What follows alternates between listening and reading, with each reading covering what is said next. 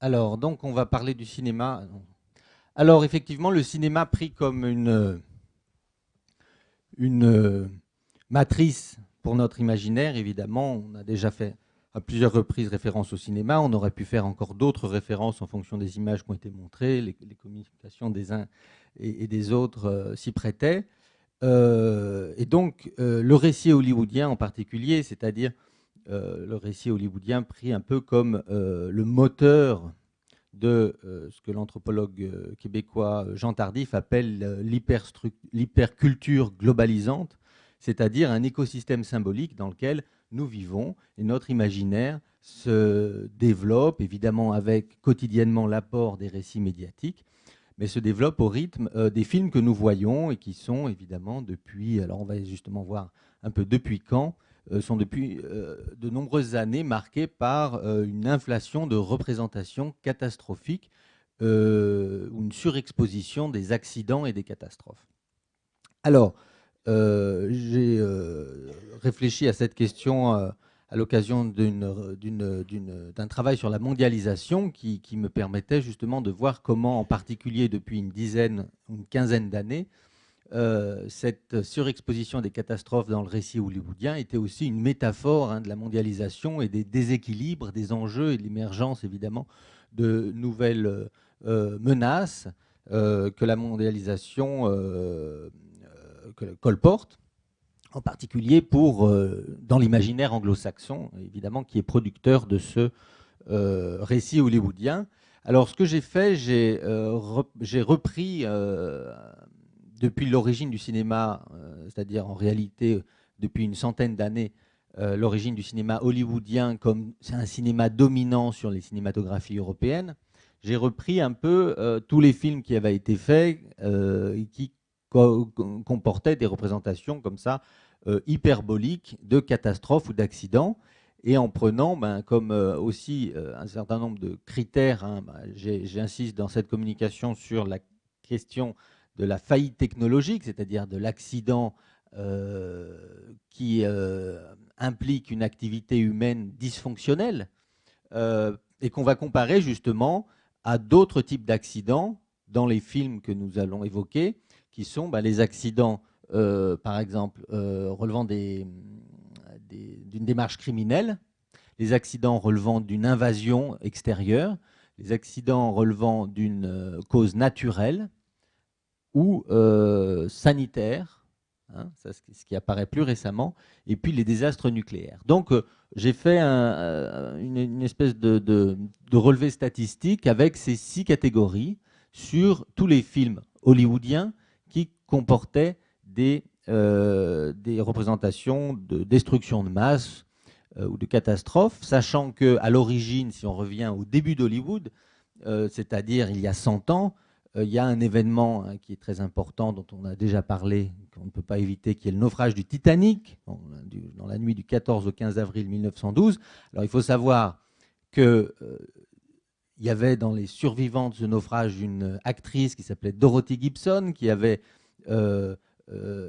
dès son retour aux États-Unis, mis en chantier avec une société de production d'Hollywood qui s'appelle Éclair Film, un film qui s'appelle Saved from the Titanic, qui est sorti un mois après, et dans lequel elle joue son propre rôle, portant même les vêtements qu'elle avait pendant le naufrage. Et évidemment, d'ailleurs, ce film, on peut le voir, je crois qu'il est accessible sur Internet. Il est très primitif, naturellement, mais enfin, il est sorti déjà, il y a même probablement une amorce de démarche commémorative. Il est sorti un mois après le naufrage du Titanic, donc on voit qu'il y a un effet de réel et une volonté d'aboutir à à la fois une recherche de vérité ou d'authenticité par rapport à l'événement, mais également une rapidité dans la restitution, sous forme évidemment de récits cinématographiques, d'aller le plus vite possible par rapport à l'événement. Donc ça, si vous voulez, on le voit d'ailleurs dans voilà, je vous montre les films qui ont été retenus. Dans les années de 1910 à 1940, donc c'est le premier, Saved from the Titanic, 1912, c'est le naufrage évidemment du Titanic. Donc tous ces films, vous voyez qu'ils sont relativement peu nombreux, 16 films sur une période qui s'étale sur 30 ans. Pourquoi?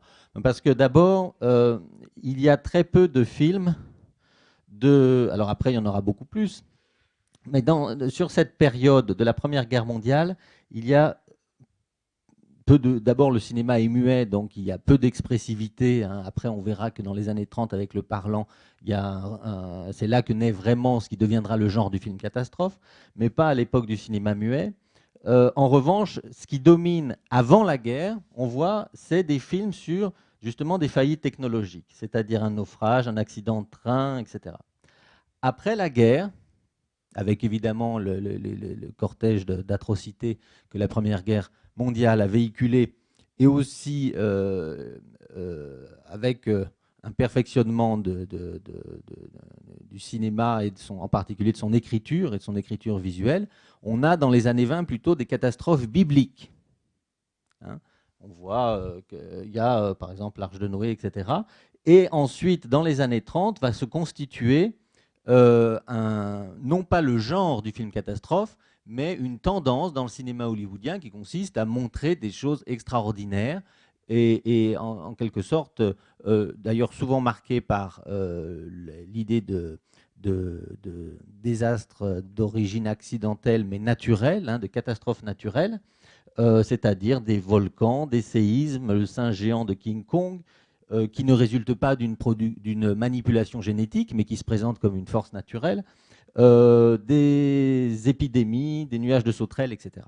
Donc dans les années 30, on voit que ce qui apparaîtra ensuite comme le genre du film catastrophe se constitue déjà, non pas comme genre, mais plutôt comme événement hyperbolique dans des récits traditionnels du cinéma hollywoodien. Alors, ce qui fait que quand on regarde, alors là, j'ai moi aussi fait mes petites statistiques, mais pour moi aussi c'est très inhabituel. Là, on voit que les causes naturelles, hein, sur les années 1910 à 1940, l'emportent largement. Alors évidemment, il n'y a pas des désastre nucléaire à cette époque, mais il n'y a pas non plus de criminels ni d'invasion.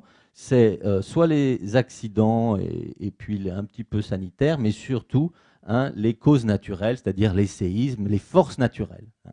Voilà, ça c'est les années 30. Alors, on passe aux années. Alors, dans les années 40, il n'y a rien. Il y a un film, un séisme, dans un film qui s'appelle Green Dolphin Street. En revanche, à partir de 1951, là, on a 24 films. Alors là, je suis désolé parce que j'ai mis tous les films. C'est un peu comme chez l'ophtalmo. Hein. Plus il y en a, plus c'est petit. Donc, ça va être de plus en plus dur. Mais enfin, ça permet un peu de piocher, de voir que dans les années 50, eh ben, c'est la guerre froide. Et alors là, comme c'est une guerre qui reste, non pas comme les guerres mondiales, à l'état un peu virtuel, ça déchaîne l'imagination. Et on voit qu'arrive tout un bestiaire et surtout vous avez des araignées, vous avez vous voyez, tout ce qu'on peut imaginer en termes de fourmis géantes, de tarentules, de mantes religieuses qui attaquent Washington, etc. C'est l'âge d'or de la science-fiction. Et c'est à cette époque que va se développer une paranoïa à Hollywood qui est bien connue par les historiens, qui est la guerre froide, et surtout à cause de la liste noire hein, et d'une espèce de purge qui a été faite à Hollywood pour laisser l'écriture et la fabrication des films aux éléments les plus réactionnaires ou à ceux qui garantissaient que l'imaginaire que véhiculait la guerre froide serait bien restitué à l'écran, eh bien on retrouve évidemment, et c'est ce qui s'imbrique particulièrement bien avec le genre de la science-fiction, cet imaginaire dans des films paranoïaques où l'idée d'invasion, alors là on prend le petit schéma, on voit que là, tout d'un coup, hein, les films qui reposent sur l'idée d'invasion deviennent très présents. En revanche, hein, tout ce qui est accident naturel, évidemment, reflue, puisque là, on entre dans une ère de menace. Et puis surtout, la double catastrophe de 1945, c'est-à-dire la découverte des camps nazis et Hiroshima, fait que, évidemment, hein, on a là, à partir de cette date, un climat à la fois de peur et de menace, d'anxiété qui se développe, pas seulement évidemment dans le cinéma, mais aussi on a une certaine forme de, d'angoisse existentielle qui va aussi évidemment se traduire par les films où est présenté le péril nucléaire. On remarque donc l'arrivée tout en haut des désastres nucléaires qui ne sont pas encore très importants, mais quand même, mais surtout qui se présentent systématiquement sous forme, puisque c'est la guerre froide, d'agression. Ce qui va changer après avec les années 60. Alors on prend le tableau des années 60 où là on a beaucoup moins de films.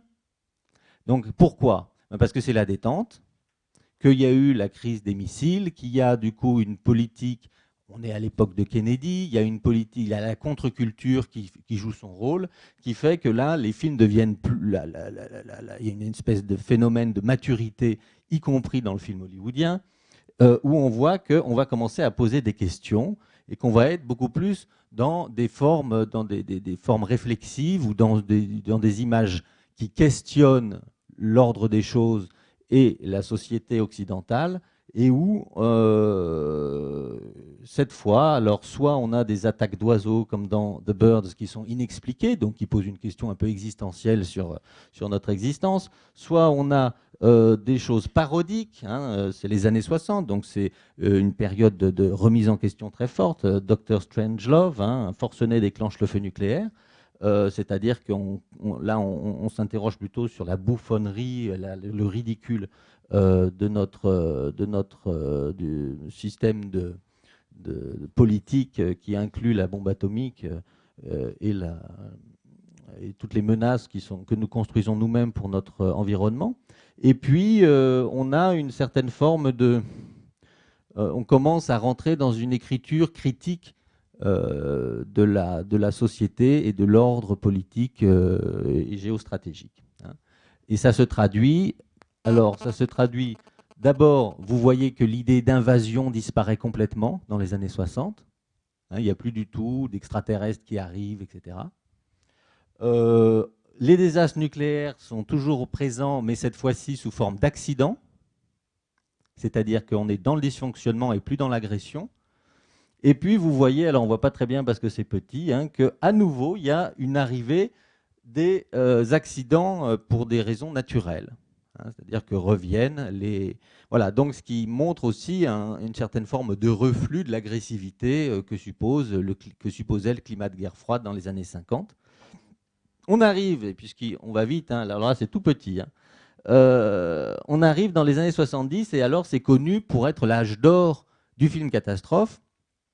Il y a eu 2 films à cette époque qui ont été faits, qui s'appelle Airport en 1970 et puis un autre qui s'appelle Poseidon Adventure en 1972, qui l'un décrit un avion en péril dans une tempête et en plus avec une bombe, et l'autre c'est un paquebot qui se retourne sous l'eau. Évidemment avec des aventures. Alors ça c'est très intéressant parce que ces 2 films ont obtenu un succès totalement inattendu, qui a généré un nombre de copies d'ailleurs de qualité tout à fait inférieure, mais on voit qu'on passe par toutes les calamités possibles, de l'immeuble en feu jusqu'au tremblement de terre, à l'avalanche, des séismes en pagaille, etc. Des criminels qui se mettent à placer des bombes partout au même moment. Donc on a une atmosphère de menace qui correspond tout à fait aussi à l'expression de ce qui est à ce moment-là dans la psyché américaine, la perception globale d'une triple faillite, la faillite évidemment militaire, puisque la fin de la guerre au Vietnam en 1975 sanctionne l'échec de cette aventure, une faillite politique avec la démission de Nixon et l'affaire du Watergate, et puis aussi une faillite économique avec le choc pétrolier et le début, la fin des années d'opulence et de la période Eisenhower, Lyndon Johnson, Kennedy, qui était vraiment pour les Américains l'idée d'être à la tête d'une richesse exponentielle et de vivre avec une corne d'abondance. Ça se traduit aussi par le fait que dans ces films catastrophes, s'exprime aussi la faillite de l'État à assurer la sécurité de ses concitoyens, puisque je prends l'exemple de Airport ou de l'aventure du Poséidon. Chaque fois, c'est un petit groupe métonymique de la société américaine, si vous voulez, qui se met en tête de survivre ou d'échapper à la catastrophe, toujours guidé par un mâle dominant qui va en quelque sorte endosser la responsabilité que la compagnie qui s'occupe du paquebot ou des avions n'a pas assuré, hein, par précisément soit des problèmes technologiques, soit des lâchetés, soit des compromissions, etc. Et va donc en quelque sorte prendre la tête d'un mouvement qui apparaîtra après dans les années 80 avec la reconquête néoconservatrice, un petit peu comme populiste. Hein. Donc dans les années 70, alors on voit de moins en moins bien, je suis désolé, c'est petit, on voit qu'il n'y a pratiquement plus de désastres nucléaires. En revanche, arrivent des désastres sanitaires, en particulier à la fin des années 70, donc avec l'émergence des idées environnementalistes et l'émergence, évidemment, avec la catastrophe aussi de Three Mile Islands, etc., des problèmes d'accidents et de sécurité collective dans nos sociétés. On ne voit pas très bien, mais on voit aussi quand même que reviennent quelques représentations donc un peu guerrières des invasions qu'on va retrouver beaucoup dans les années 80. Alors dans les années 80, beaucoup moins de films avec des représentations de catastrophes hyperboliques, mais le retour d'un climat de guerre froide et surtout la question du nucléaire qui devient centrale. Hein, alors on voit en particulier il y a le film de Silkwood, hein, une histoire de scandale dans une usine de plutonium. Il y a aussi l'affaire du syndrome chinois à la fin des années 70. Mais ce climat qui va mêler, si vous voulez, l'inquiétude par rapport, et la paranoïa par rapport au risque nucléaire et en même temps l'idée de complot. Hein. Ce qui nous donne dans les années 80 l'émergence, alors attendez, ça va venir, voilà. Les désastres nucléaires deviennent particulièrement présents, de même que toutes sortes d'accidents et de désastres, ce qui est de même que les invasions. Qu'est-ce que ça montre? Ça montre qu'on rentre dans une société, et ça correspond aussi au mouvement de la société réganienne, hein, avec également l'apport symbolique en termes d'inquiétude pour la sécurité collective que constituent les accidents de Bhopal en Inde et de Tchernobyl en Ukraine. Eh bien, l'idée d'un monde de menaces qui correspond précisément aussi au modèle de société réganien, hein, qui se met en place et dans lequel nous vivons toujours à peu près, c'est-à-dire l'idée d'une société sécuritaire ou sécurisée, ou plus ou moins sécurisée, et dans lequel, monde dans lequel, évidemment, nous sommes cernés par des menaces de tous ordres, ce qui va culminer donc à la fin du XXe siècle, dans les années 90, là, avec une inflation de films, là vous voyez, il en a 43, et où on voit que le cinéma, en particulier, donc tous ces films, je le rappelle, hein, sont produits à Hollywood, le cinéma va anticiper, en plus accompagné par le millénarisme, hein, des années 2000, va anticiper sur ce que nous connaissons aujourd'hui, c'est-à-dire l'idée d'un monde en sursis, l'idée d'une menace globale, l'idée d'un effondrement ou de l'imminence d'un désastre qui va s'exprimer de façon psychédélique, si vous voulez, dans un nombre de films très très important, et où il s'agit à la fois vous voyez, vous avez des moustiques, c'est-à-dire qu'on a l'impression que tout va s'amalgamer, tout ce qu'on a vu dans les années 30, 50, 70 va s'amalgamer dans le cinéma des années 90, l'ultraviolence qui arrive avec les films de Tarantino par exemple, l'arrivée des trucages numériques qui renforcent considérablement l'effet de réel, le réalisme dans ce type de cinéma, le millénarisme et donc le climat de menace, de complot, l'idée d'un désastre écologique, tout ça, si vous voulez, va finir par s'organiser et créer une espèce, et là on arrive vraiment dans l'hyperstructure globalisante, hein, dont je parlais au début, c'est-à-dire créer un écosystème symbolique dans lequel nous vivons dans la paranoïa, dans la peur, puisqu'au même moment, il va y avoir ce qu'on retrouve maintenant un peu avec les lasagnes, on voit que maintenant on surréagit, puisque visiblement des gens qui n'ont absolument pas été malades, mais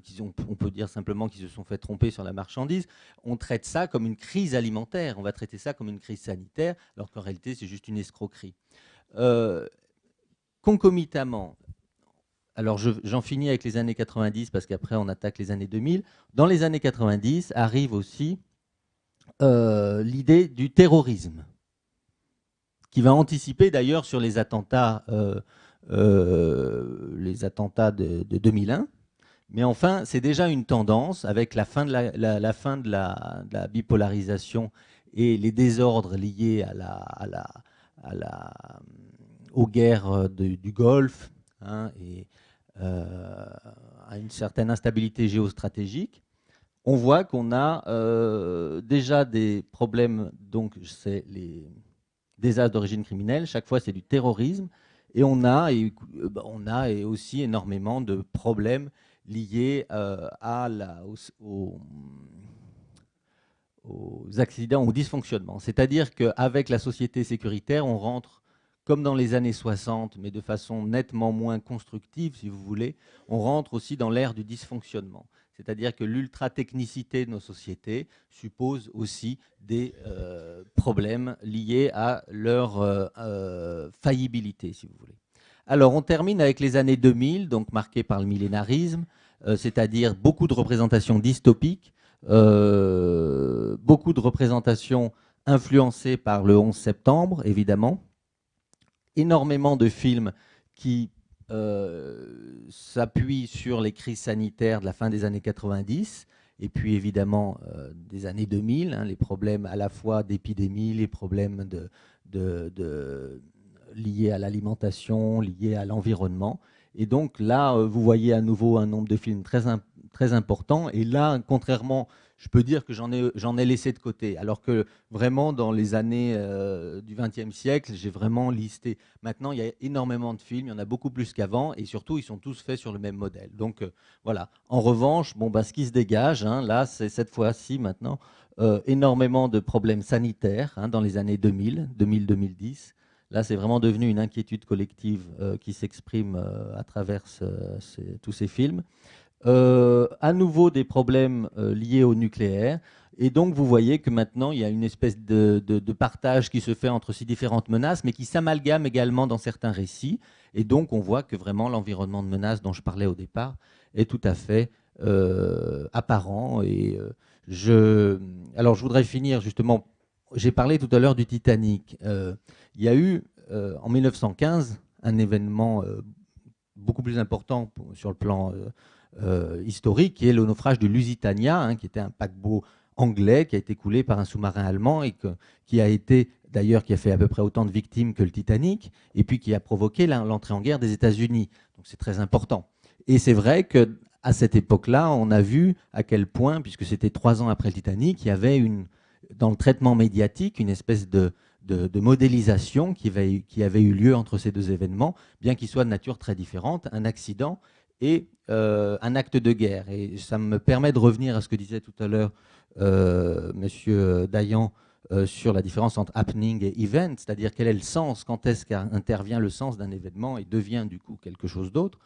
Il y a eu au début de l'année 2004, hein, le 3 janvier 2004, un événement anodin, non, évidemment pas pour ceux qui étaient dans l'avion, mais c'était le crash de la compagnie Flash Airlines au-dessus de Sharm el-Sheikh, des Français qui étaient dans un avion qui s'est écrasé. Et le traitement de la façon dont les journaux de télévision ont rendu compte de cet événement était totalement modélisé sur le 11 septembre, puisque c'était aussi une histoire d'avion et qu'il y avait des victimes qui avaient été désintégrées, dont on ne trouvera jamais les corps.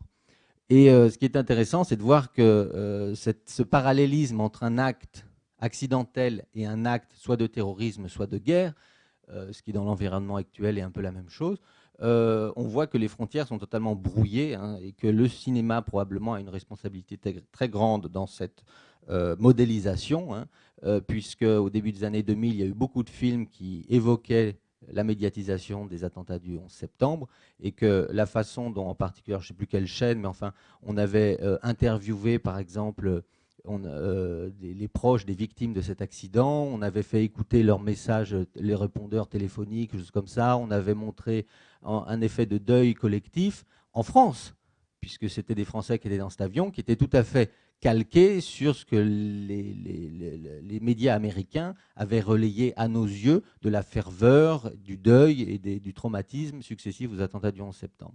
Donc ce qu'on voit, et je crois que le cinéma a une grande responsabilité, sans parler évidemment après de ce qui arrive avec le tsunami, avec toutes les catastrophes qui ont suivi, mais le cinéma a, par sa force justement de son iconicité ou la puissance symbolique de ses représentations, un rôle écrasant dans ce type de modélisation, mais également un peu d'amalgame et de confusion, puisque les médias, évidemment, n'ont pas forcément on vient de le voir dans les interventions précédentes, l'image choc, l'idée de transmettre l'émotion prend bien souvent malheureusement le pas sur la réflexion sur le sens d'un événement, ce qui explique que traiter un accident d'avion comme un attentat terroriste en faisant un peu le culte des victimes, c'est-à-dire en mettant, il y avait le pompier, il y avait le type qui dirigeait l'équipe de handball, etc., dans les journaux. Ça n'a aucun sens puisque ces gens sont morts dans des conditions totalement opposées. Entre un accident et un attentat, naturellement, pas besoin de vous en dire davantage.